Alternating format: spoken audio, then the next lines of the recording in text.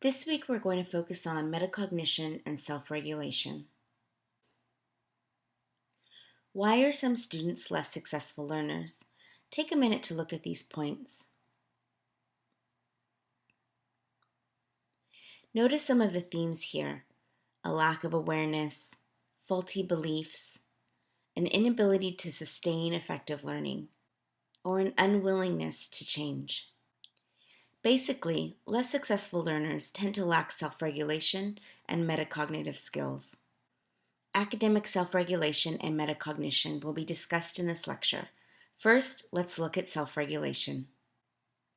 What is academic self-regulation? It's the strategy students use to control the factors influencing their learning. Self-regulated learners use appropriate strategies to manage motivation, behavior, and learning. This implies that there's a toolbox full of different strategies and that the students not only make a choice, but make an appropriate choice as to which strategies to use when they are studying for different tasks or preparing for different assessments. They control the factors influencing their learning and establish optimum conditions for learning. This not only implies the manipulation of environmental factors, but also cognitive and emotional factors that impact learning and motivation. Obstacles are removed that interfere with their learning, and basically students will find a way to learn. This implies a focus on the end result of mastery of whatever learning is taking place, and that different strategies and restructuring will be used to remove these obstacles. Finding a way to learn not only implies that learning is important, but implies that the student has self-motivation, and the student is able to continually remotivate themselves to achieve the end goal of learning. Let's conduct a short self-assessment. Are these statements typical of you always, sometimes, or never? Take note of which questions may present more of a challenge for you and which may be strengths.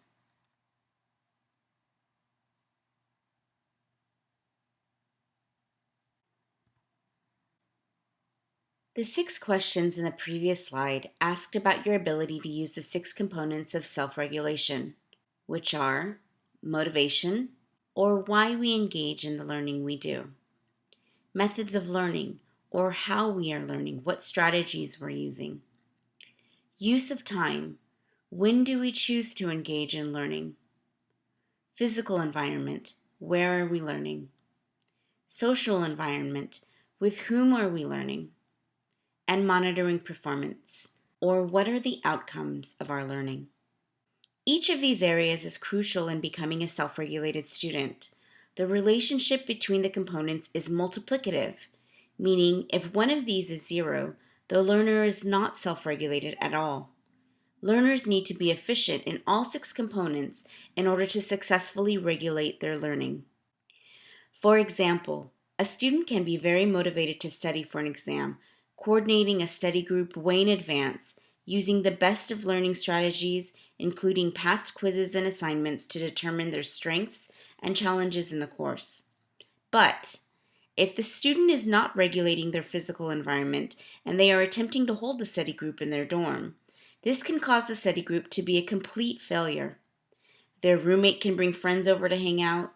The smell of dinner down the hall can distract some students and cause them to angle for an early ending to the group. The sound of loud music or a party can be enticing to the group, or the bed can lure an overtired group member to take a nap instead of participating. Again, the most successful learners use all of the components of self-regulation. Let's look at them each individually. Motivation, or why we learn. There's a lot of common wisdom in society about motivation, but what do educational psychologists say about it? Motivation are the goals, beliefs, perceptions, and expectations that give behavior its energy and direction. Without goals, one does not have motivation, or may have what's called pseudo-motivation. Think about yourself when you were writing your last paper. When you were faced with distractions, did you motivate yourself to complete the task anyway? Did you have a goal in the first place, like finishing the first section of the paper, or finding appropriate resources in order to write it? Can one be motivated without a goal? Unfortunately, no. Without a goal, it's likely that a student will give up when first faced with distraction or difficulty. Think about some specific goals that you have. These can be academic, extracurricular, or personal goals. When we have goals or an end result in mind, we tend to push through obstacles and find a way to achieve our outcome. In fact, the most successful people know how to motivate themselves when they do not feel like performing a task. This is an important note, as we'll find throughout the semester that motivation is really more of an affect or emotional issue.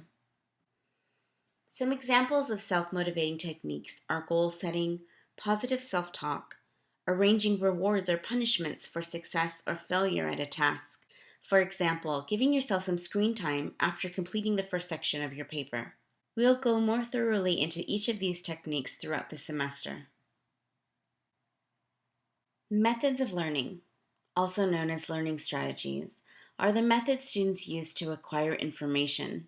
Learning strategies are like a toolbox. Think of a construction worker. If someone is building a house, a hammer and nails are extremely important, but a variety of tools are needed to complete the structure. The same is true in academics. A student cannot study in the same manner for essay exams as they would for multiple choice or true-false exams. Different tasks require different study strategies in order to maximize learning. The simple fact of academic survival and excellence is that higher achieving students use more and better learning strategies, such as turning headings into questions and only underlining the answer. But many students believe that they're not successful due to ability, when in reality, they have never been properly taught how to learn. Use of time also greatly impacts self-regulation. Time management is a skill that can be developed. And ultimately, students with better time management skills tend to have higher GPAs than students with poorer time management skills. This is contradictory to common beliefs that tests such as the SAT are great predictors of final GPAs in college. In fact, even in graduate school, time management skills, along with self-testing skills, were better predictors of first semester medical school grades than the MCAT scores. Students that have issues with time management usually only plan short or not long-term goals. They are focused on the urgent tasks at hand, such as finishing a paper that's due the same day or the next day, and not the necessary or important tasks, such as planning for a paper that's due the following week. Although we can't actually manage time, we can manage ourselves. And many students believe that there's not enough time to complete the tasks ahead of them, when in reality, students do not know how to manage the amount of time available each day. In discussing use of time, we'll also look at procrastination, which common wisdom says is a lack of time management skills. Throughout the semester, as we take a look at both time management skills and procrastination elimination strategies, we'll see that procrastination is actually a motivation issue. The regulation of the physical and social environment is the ability of learners to restructure their physical and social environments to meet their needs. High achievers reported greater use of not only environmental restructuring, but also help seeking. What is environmental restructuring? This is the ability to locate places to study that are quiet and not distracting. It is important to know how to restructure physical and social environments to meet needs. You will likely find out, if you haven't already, that studying in your dorm room is one of the absolute worst places to study, ranking somewhere between the 405 freeway and rush hour traffic and a Tiesto concert. When thinking about structuring your social environment, think of the following questions. When should you study alone or with others? How do you seek others to study with? Who do you study with? How does one seek assistance or guidance from a professor? And what questions are okay to ask in class or in office hours? We know that students who need help the most seek it the least. This fact may be affected by the student's faulty beliefs about their learning. For example, if a student has a fixed mindset and their focus is on proving that they're smart or proving that they've got it, they're going to be less likely to seek help because this would be evidence that they may not have everything that they think they have or that they're trying to prove that they have in terms of intelligence. And so a student who needs help would be less likely to seek it. Monitoring one's own performance allows a learner not only to control and critique their performance, but also to become their own coach or mentor. This allows them to make the necessary changes to meet the goals. In order for this to happen, students need to look at their exams or assignments in depth and go thoroughly through the feedback that they've received. Unfortunately, this is not the reality. What do students usually do with their exams? They look at the grade that they received and then they put it away. Most of the focus on the assignment is done up front when preparing for the assignment, and very little is done afterwards. This could be a crucial mistake when becoming a self-regulated learner. Self-directed learners go thoroughly through the feedback they've received and find new areas for their effort to focus. This ensures continual improvement and continual focus of their efforts. In essence, self-regulated learners learn to evaluate their performance before it evaluates them. So why does self-regulation matter to your learning and motivation? As undergraduate students, you've surely found that in college there are many more distractions. The work is harder and there is more of it, and it's faster paced. There's more competition between students in the classroom, in the lab, on the field, and in the studio. Professors expect their students to be self-motivated and to come to class prepared not only with materials, but with proper learning strategies. There are no study guides in college. Instructors expect you to guide your own learning. Basically, in college, students are on their own, and this highlights a key point in the difference between high school and college. There is a great shift from teacher-directed learning in high school to student-directed learning in college.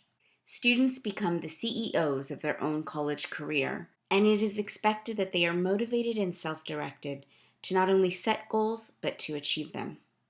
All of these factors can impact not only your motivation to learn, but your actual learning and academic performance. How are self-regulation and metacognition related? Metacognition is the awareness and control of one's own thinking.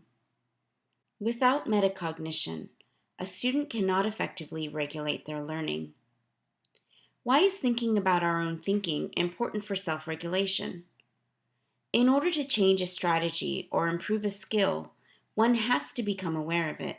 Are you aware of what you're thinking while you're learning? While you're reading or listening to a lecture? Reviewing notes or discussing content with a classmate? If a student is not getting the results or the grades that are desired, then learning strategies need to be adjusted. Without the awareness of their own thinking and the ability to control their thoughts and strategies, or metacognition, this would be an extremely difficult task to take on. As you learned when examining the information processing system, most of our thoughts are automated or subconscious, but it is possible to become aware of what we're thinking as we learn. We just have to start listening. So what is metacognition? It's a higher level of cognition. It's cognition about cognition or thinking about thinking. It's the knowledge and control of cognition. And thus it has a knowledge component, or what one knows about cognition, including knowledge about oneself as a learner, about aspects of the task at hand, and about strategies needed to carry out the task effectively. It has a control component, including strategies one uses to make cognitive progress, such as planning how to approach a task, evaluating progress as the task is being completed, and changing tactics if difficulties arise. Metacognition enhances a learner's self-regulation. If a learner is able to reflect on their learning strategies, they can determine which strategies were the most helpful or plan to change strategies in future study sessions. Metacognition also develops over time. For example, teenagers have better metacognitive skills than young children. As children grow, metacognition develops and becomes more complex. Humans are able to think more strategically as they develop and mature. Metacognition impacts learning in all domains. It is useful in learning situations, whether a learning is prepping for an exam, writing an essay, solving a calculus problem, composing music, honing a new skill on the court, or learning new skills for their job. Most importantly, metacognition can be learned.